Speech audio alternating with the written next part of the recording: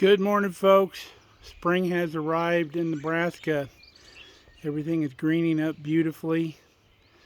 We got lots of spring projects to complete. So we hope you stay tuned and we'll show you what's going on in the homestead.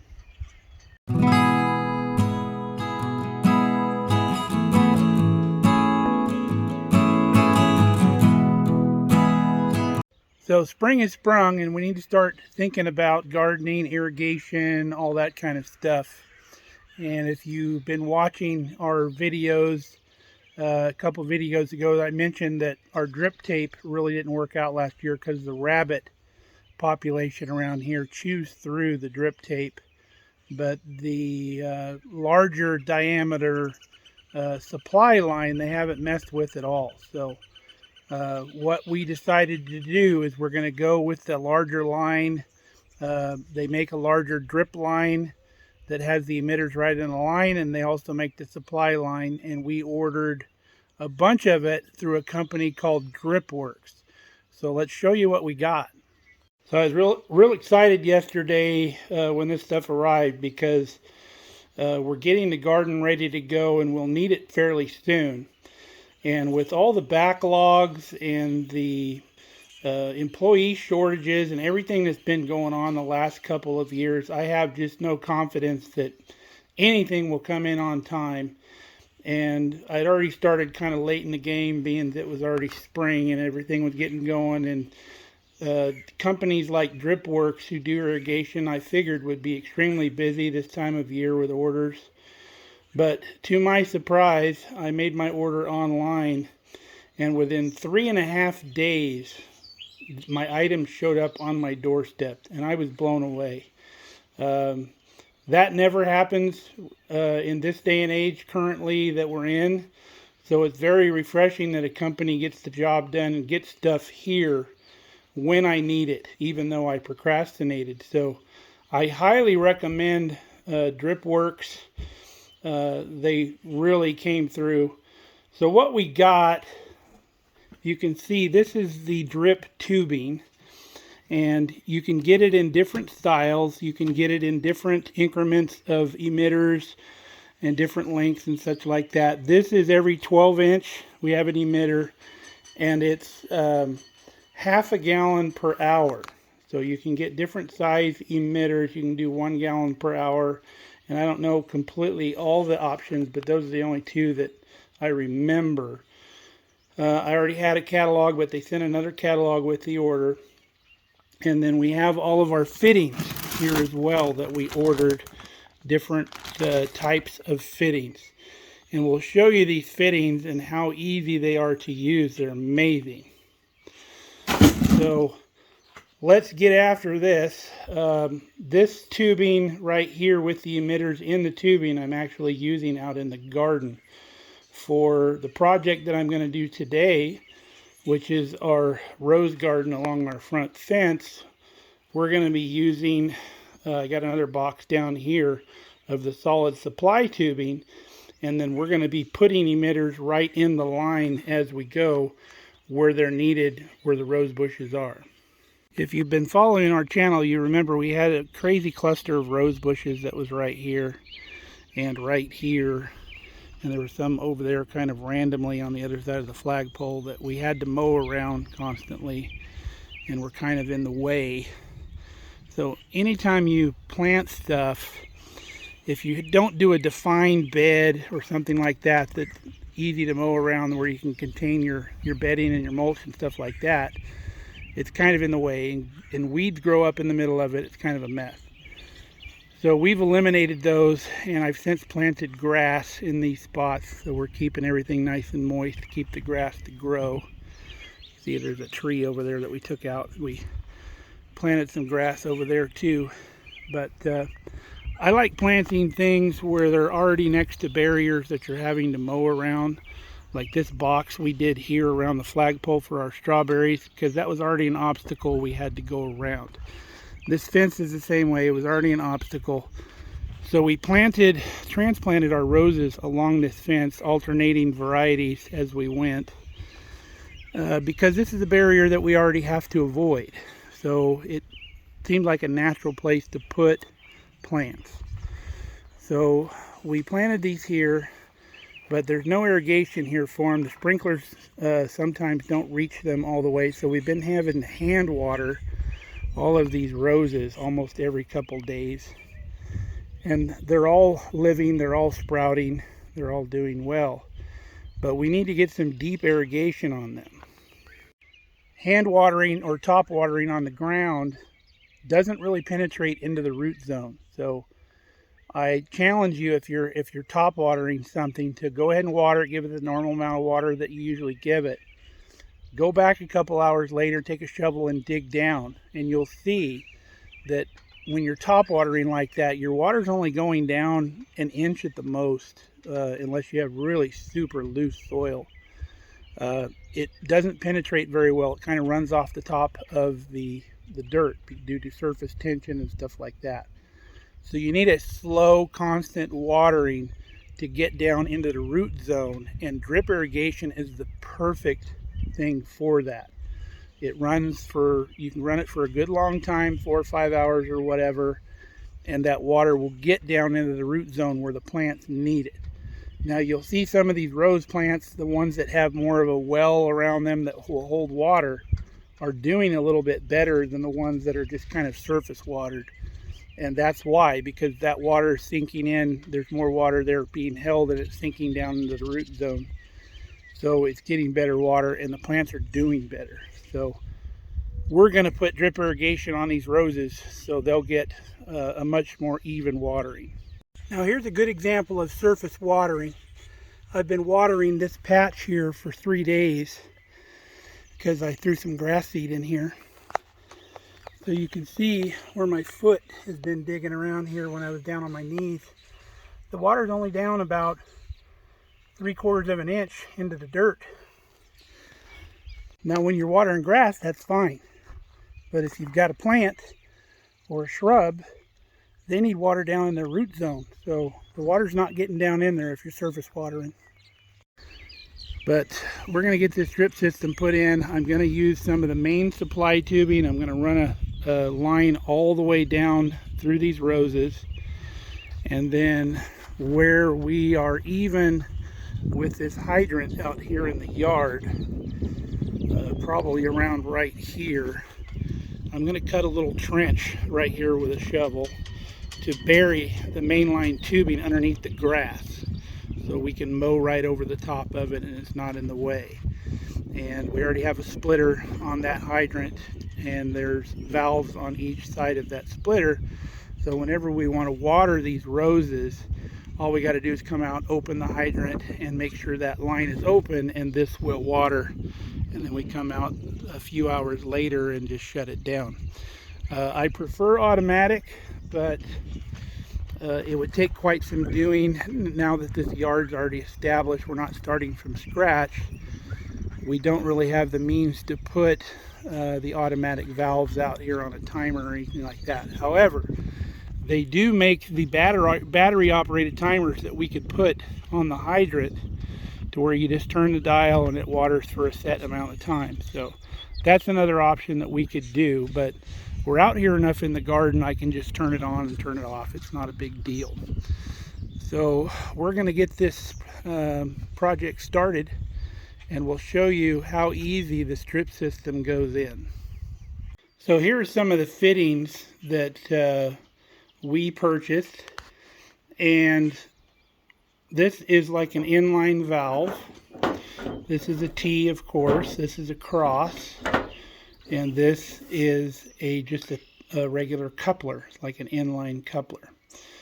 Now, how these are different than your normal couplers and your normal fittings is the hose slides on to your nipple right here, and then this piece here screws out. See if I can do it one-handed. This will screw out and go over the top of the hose, crimping it down onto that barb. And you just screw it out by hand, and it locks the hose onto the nipple. And because these nipples do not have like sharp barbs on them, you can pull the hoses back off and disconnect them. Like at the end of the season, if you're taking up your drip hoses, you can pull these hoses back off fairly easily, unlike some of the compression fittings or other type of fittings that you use where it's very, very difficult to get them back apart. It's easy to do repairs with these. It's easy to connect together and set up a system. I came across this type of fitting while I was still out in California, and I don't know if it's only a DripWorks thing, but I really love this type of coupler. So if you like this kind of stuff like this, it's super easy to put together. You can do a modular system, super easy. It's made in the USA, which is also a plus in my opinion. There's their phone number there for DripWorks if you want to get a hold of them. Let's look at it over here. So there's all their contact information right there if you're wanting to get a hold of them, their phone number and their website. But their website is super user-friendly. It was easy to put together my order. And like I said, 3.5 days and this stuff was on my porch. So this is the tubing that we're using. It's a mainline tubing. There's no emitters in this tubing. So let me show you real quick how this goes together. Alright, so say we're going to put this valve in line in our hose to shut off. It's just a 1/4 turn valve is all it is. So always make sure that your coupler is spun all the way to the rear. And then you just shove your hose on over the top of that nipple like that. And then you screw the sleeve right back over the top, and that's it. That's as easy as it gets, folks. Doesn't get no easier than that. It's very secure. It's not going to come apart. Good stuff. Now I forgot to show you, if you want to take this apart, just unscrew the sleeve back over the nipple. Just do a little twist and pull, and that comes right back apart. And you can do something different. You can roll up your hose for the season, do whatever you want to do, interchange parts. So simple. I think these were designed for the very large farming operations because you're doing stuff out in the field without a lot of tools. A lot of times when you go around and checking your irrigation and you come across leaks or problems, this is very, very useful out in the field. You don't need any tools. It's all done by hand. All you need is pretty much something to cut your pipe if you need to. Say you had a hole, say a rabbit did chew through this, but this is pretty tough. I think they'll leave it alone. But say you did get a hole in it, all you got to do is cut it, throw one of those in line, and you fixed your problem. You fixed your hole. So very cool for bigger operations too. I'm sure that's what it was designed for, but it's definitely got a use in your home garden operation. We like things easy too. Now if you're wondering what you do on the end, they make a version of this with an end cap, a screw end cap on the end that you can put on. The other option is just one of these, very simple item. I did not get these from DripWorks. These were ones that I picked up downtown. I believe DripWorks had something similar. But all you do is slide this on the end like this. Bend your hose over like that. And then slide that ring back over the end like that. And it creates a kink in the hose for your end. And that's as simple as that. The other way I've seen people do it with drip tape is they'll get a little short piece of their drip tape and then they'll bend the end over like this. And with drip tape it's a lot more pliable. Once you bend it like this, you'll crease it, and then you slip a piece of just the regular drip tape over the end after you've kind of rolled it. And that holds the end together. But these are super cheap. They're real handy. But if you want the one with the cap on the end, you can get it. Now this is the other type of fitting that they make commonly for drip systems. This is a compression type fitting. And how this works is there's kind of a tapered ring in here that gets narrower So you take your tubing and you force it in there, and it's not an easy thing to do. And you just kind of twist and force it in there until it goes in a little ways, and then that creates a good seal, and then when it pressurizes, it expands this inner ring to where the hose is stuck in there. But super hard to get back apart if you can at all, and it's not as user friendly. And you got to make sure you have the right diameter tubing, of course, and the right diameter fitting, because there's several different sizes, anywhere from 1/2 inch to I think 3/4 of an inch. So it's not quite as easy to work with. Now, the one thing that I did notice while I was unpacking all of my equipment here is I didn't get a hose in to connect to garden hose. And DripWorks, of course, makes those same fitting, and then on the other end would be similar to this coupler. It's got this fitting on one end for your hose, your drip hose, and it's got a fitting on this end that screws onto your garden hydrant. And I forgot to order any of those, so I will probably have to go downtown and get a compression style hose end so we can run this system. But I'm going to get online today and order some of those from DripWorks, because I'll need a few of those. All right, the wind has come up out here, so I apologize if we get wind noise in the microphone. So we've laid the drip hose out along the fence. I put it on the back side of the roses, and we've come around the corner here, and we've done our little trench over to the hydrant. And all I did was took my square shovel and went in on an angle on both sides, and I saved the sod, because we'll lay the sod right back over that hole, and in a week or two you'll never know this trench was even here. Again, the only reason we're doing this is just to keep from hitting it with a lawnmower, so we don't have a hose laying out across the ground here. So this is going to work out nicely. Now, some of you are saying this is Nebraska, it's going to freeze, and it's going to freeze our pipes and cause issues. Well, this line is only used during the summer months, so we don't have to worry about it freezing. That clinging noise you hear is the flagpole, the little connector that holds the flag on banging against the pole. But here in Nebraska, like our water hydrants here, the pipes for these water hydrants are at least 4 to 5 feet in the ground, so they don't freeze and break. But with this drip line, we really don't have to worry about that, because again, we're only using this during the summer, and this drip line is pliable enough to where if it does freeze, it's going to expand a little bit instead of breaking like PVC would. So really not an issue here. So I'm going to get to burying this trench right here, and then we'll start putting the emitters in. Ta-da, it's magic. Drip line is gone, and as promised, in a couple weeks you won't even know that happened.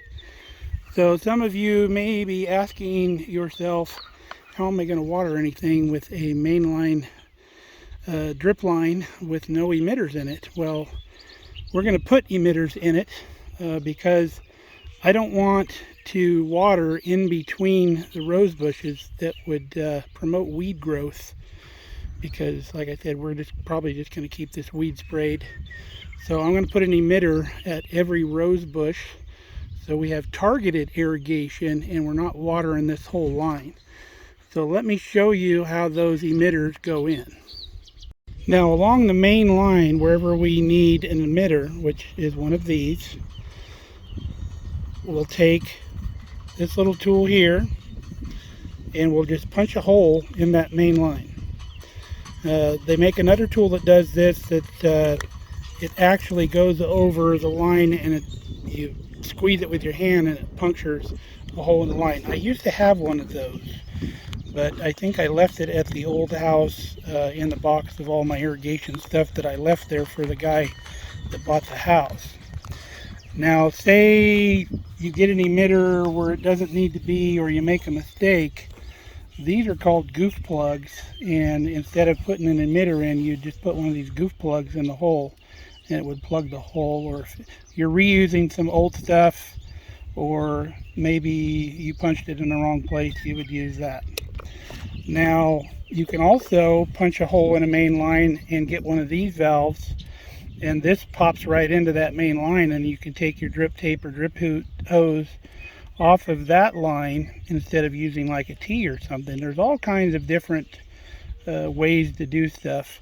I bought these previously when I did the drip tape out in the garden, because every line of drip tape had its own valve off of the main line, and this is what I used.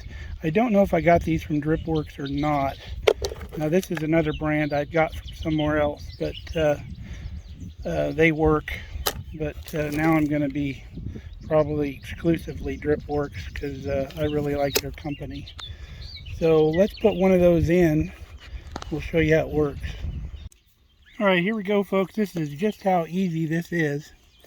So we're right here at our rose bush. We're going to pop a hole in our line right there, just like that.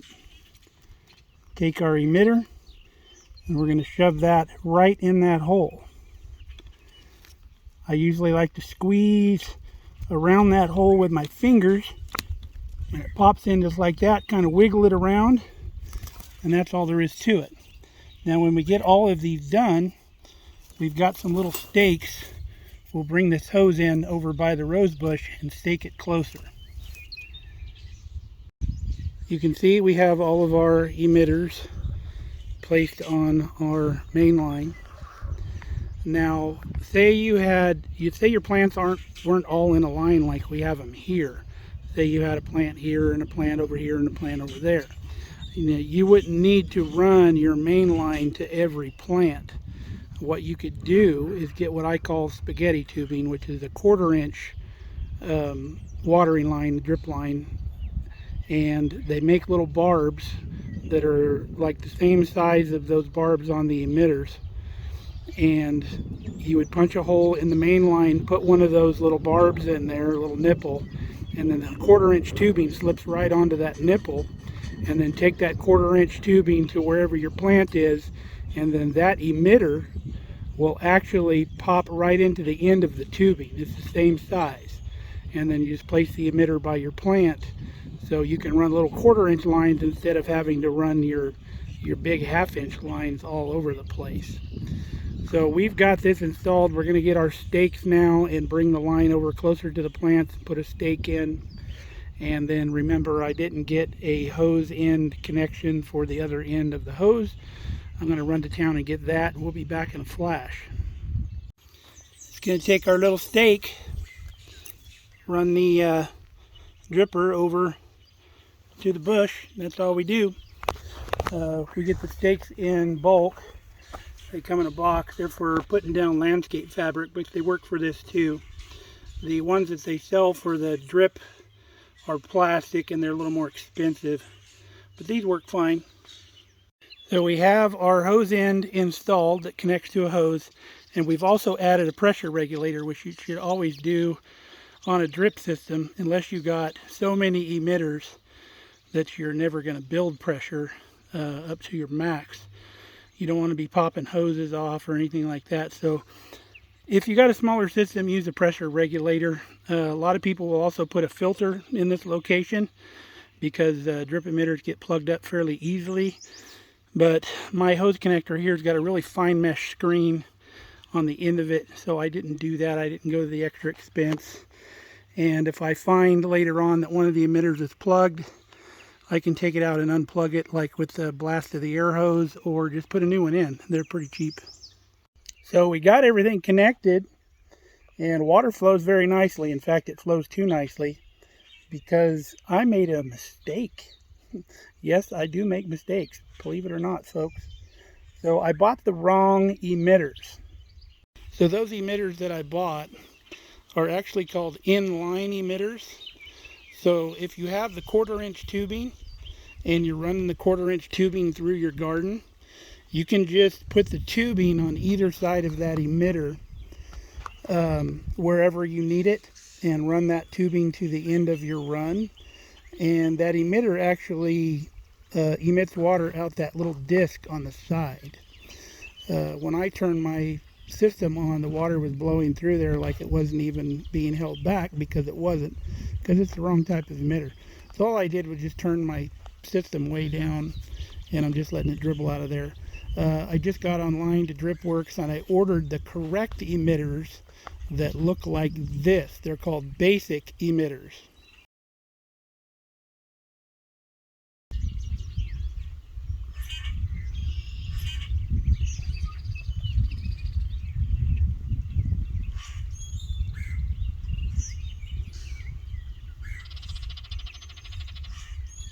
Apparently nature's little creatures are loving this drip system too.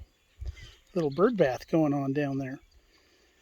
I wanted to let you know DripWorks is not a sponsor of this channel, so I don't have any thing I have to say about them in order for them to give me free stuff. We bought all this stuff, and again, they're not a sponsor, so we don't have to say nice things about them. But I couldn't be happier with their service. I couldn't be happier with their product. So I like to give credit where credit is due. And I'm going to be a customer of theirs for a long time. Now I could redneck this up and go get some 1/4-inch tubing out of the shop, put it on the end of that emitter, fold it over with a zip tie or something, and close it off, and then those emitters would work just fine. But I don't want to redneck it up. I want to do it right. So I'm going to buy, I've already got online, I ordered a 100 bag of the emitters that I need. And I also ordered some of those hose end things that I needed that I had to go pick up today that I forgot to order, that connects your main drip line to a water hose connection. So we'll have the right ones here in a few days. I'll just pop these out and pop the right ones in. No harm, no foul. So let's go out to the chicken coop and I'll show you what we did out there. You remember the border that Kelly was doing the other day on the chicken coop? She's got it all mulched in there. And before we laid the mulch in there, we actually laid a drip line down along all the plants. And now it waters by drip, which is much better for the plants. We had been surface watering everything just to keep everything alive. And then you can see the drip line here coming out the end. I ran it through the grapes as well, so we can get water here to the grapevines. And you can see it's colored brown, so if you laid it on top of the ground or on top of some mulch, it would kind of blend in. However, I do not recommend laying your drip line on top of the mulch. Reason being is this organic material that we have here soaks up a lot of water. So not all your water is going to get down to your root zone of your plants.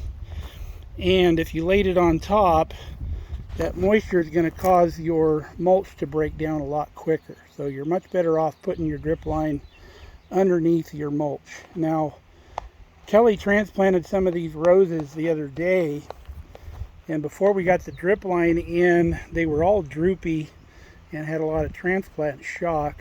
And as soon as we laid the drip line in there and got it running and watered them real deep, you can see they perked right back up, and they're not droopy anymore. We've already watered them twice because they're new transplants, so we don't want them to dry out. But that mulch will help with that too. Now, with all the drip supplies I just got in, most of it is to do the fruit orchard out here. We've already got some drip tape on that one over there, but like I said, it's full of holes. The rabbits have been eating it. And then we're going with the mainline drip line out in the garden too. But we'll be doing that here in the next couple days. And right now, this drip line here in the chicken, around the chicken run, I just have a hose end down there on the end, and we just plug the hose into it. Eventually, I will cap that end off. And when I run this drip line here on this line of fruit trees, I'll put a T in here, and I'll come across under the grass like I did over in the other area, and I'll connect in with a T here into this line. So this will all be fed together and running together to where we don't have to do a special connection every time that we want to run it. Now, with that being said, let's talk a little bit about how much drip line you can put on a system, because you don't want to run out of flow. You want to make sure you have enough flow to run the size of system that you're putting together. So first thing you got to figure out is what's the flow rate of whatever you're hooking up to. So this hydrant that we're using, I brought out a 5-gallon bucket, turned on the hydrant. It filled the 5-gallon bucket in 20 seconds. So that's 15 gallons per minute coming out of that hydrant, which is a great flow. So doing the math in your head for just this little short system we have here, we're not even remotely close to overloading this system. However, you get out into our big garden out there, we have 5 80-foot rows. Each one of those rows has an emitter every 12 inches, half a gallon per hour emitter. So an 80-foot row, you're running 40 gallons per hour times 5 rows. You're looking at what, 200 there. So 200 divided by 60 minutes, that's only about 3.3 gallons per minute. So we're still way under what we would be to overload the system. Now, I could probably tack on the fruit orchard as well onto that same system, and we'll still be well within the flow rate of that system, the max flow rate. So I can probably water the fruit trees and the garden at the same time. Now, we have to think about gallons per hour though. The emitters, the right ones that I ordered, the smallest gallons per hour you can get for those is 1 gallon per hour for the standard emitters. So my drip hose for the garden is going to be running at a half a gallon per hour. However, the fruit trees actually need more water than the garden does. Your standard fruit trees need about 15 gallons a week on average. So you figure the garden row, as it's running, if the flow's higher in the fruit trees, that'll be fine. So at a gallon per hour, you figure we got to run about 15 hours. I could actually just run the system overnight, maybe once a week, and the garden and the trees will be fine. They'll get a nice, good, deep watering, and we'll be good to go. I think we'll be fine. So that's kind of how you figure out your system. Same thing you would do with a sprinkler system. Figure out what the flow is on whatever sprinkler you're using, and if you know your gallons per minute that your system can provide, you know how many sprinklers you can put on that system. So it's just a lot of math. So I hope you enjoyed our installation video, albeit having the wrong parts, but you can see it's working fine. I just turned it down. It'll work until the new emitters come in, which is all I need it to do. It's watering nice and slow and deep. So till next time, folks, as usual, stay safe and stay healthy. We love you guys. Congratulations again to our gardening book winners. The third winner contacted me, and we're going to get that book out to them. So till next time, we love you guys again. And like and subscribe if you enjoy our videos. That helps the algorithm, the almighty algorithm. We all have to live by the algorithm. Again, we don't do this to make money, folks, but the better we hit the algorithm, the more people that we can help and the more people we get out to. So like and subscribe and comment and do whatever helps that silly algorithm. See you later.